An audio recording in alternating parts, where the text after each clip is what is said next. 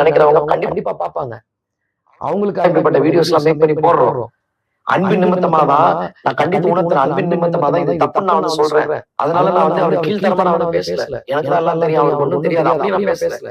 இதை புரிந்து கொள்ளணும், சபை புரிந்து கொள்ளணும். சரீரத்தில் உள்ள ஒவ்வொரு வாலிபர்களும் ஊழியர்கள் இதெல்லாம் புரிஞ்சு கொள்ளணும். சோ இதை பார்க்கிற மூத்த ஊழியர்கள் ஜாக்கிரதை. இதுக்கப்புறமாவது உபதேசத்தை பேச ஆரம்பிங்க. தமிழ் கிறிஸ்தவத்தை ஒரு கரெக்டான ஒரு ஃபார்மா கொண்டு வாங்க. கள்ள ஊழியர்கள் கள்ள உபதேசத்தை அடையாளம் காட்டி சொல்லுங்க. இது கள்ள உபதேசம், இது போலி கிறிஸ்தவம், இது உண்மையான கிறிஸ்தவம் அல்ல அப்படின்னு சொல்லி பேசுங்க. அப்படி நீங்க பேசல அப்படின்னா நீங்களும் கள்ள ஊழியர்கள் தான், போலி ஊழியக்காரர்கள் தான்.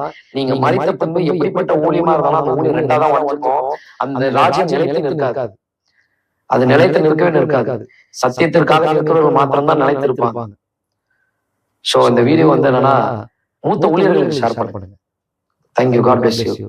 ஆமென்.